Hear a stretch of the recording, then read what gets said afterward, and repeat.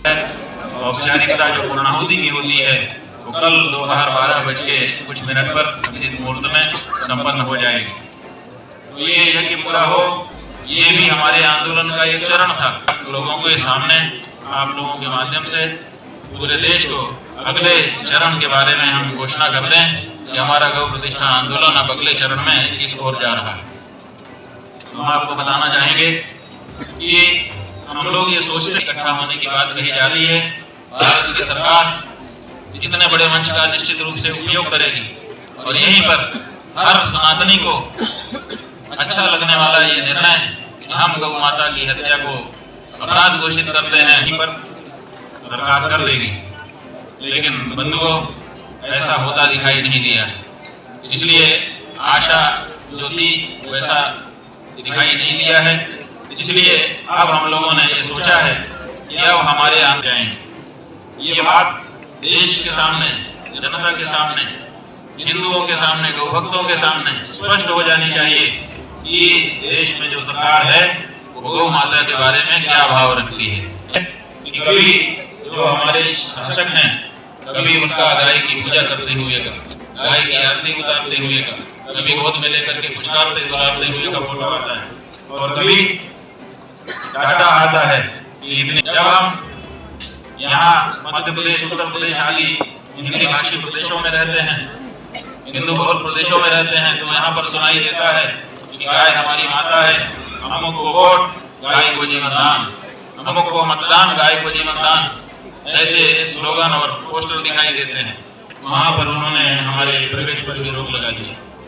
इतना ही नहीं, भारतीय जनता पार्टी के वहाँ के प्रदेश अध्यक्ष ने एक पत्र जारी किया जिसमें उन्होंने कहा कि शंकराचार्य गाय माता का ध्वज लेकर के हमारे प्रदेश में प्रवेश नहीं कर सकते। उपयोग भारत की केंद्र और राज्य की सरकार करेगी और यहाँ पर आए और यहाँ सोशल माध्यम से जुड़े सनातन धर्मियों को एक बहुत बड़ा संदेश प्रदान करेगी। उनको एक उपहार देगी कि हमने कुंभ पर्व के अवसर पर गौ माता को राष्ट्रमाता घोषित कर दिया है और उनकी हत्या को पूरे देश में अब अपराध माना जाएगा। लेकिन पूर्णिमा का दिन आ गया, अभी तक इस तरह की कोई घोषणा नहीं हुई है। इसलिए अब हम लोगों ने यह तय किया है कि कल पूर्णिमा के दिन गौ प्रतिष्ठा महायज्ञ की पूर्णाहुति करके 33 दिन का समय हम केंद्र सरकार को इस बारे में स्पष्टता के लिए देंगे और रोज काउंट डाउन करते हुए गिनते जाएंगे। 17 मार्च को जैसे ही 33 दिन पूरा होगा, दिल्ली में एक दिन बैठेंगे हम लोग पूरे दिन, सवेरे से 7 बजे से शाम को 5 बजे तक। और तब तक भी अगर केंद्र सरकार की ओर से इस बारे में कोई बात नहीं आती है तो फिर हम लोग अपना निर्णय लेंगे कि हमको अब गौ माता की रक्षा के लिए अगले चरण में क्या करना। देश प्रदेश सरकारों से आशा उस दिन तक करेंगे, उसके बाद सरकार से आशा नहीं करेंगे। विरोध आएगा तो समर्थन भी आएगा। केंद्र सरकार और राज्य सरकार अगर गौ प्रतिष्ठा आंदोलन का विरोध करेगी, गौ माता के लिए जो लोग संघर्ष कर रहे हैं उनके ऊपर अत्याचार करेगी, तो हिंदू जनता समर्थन नहीं करेगी।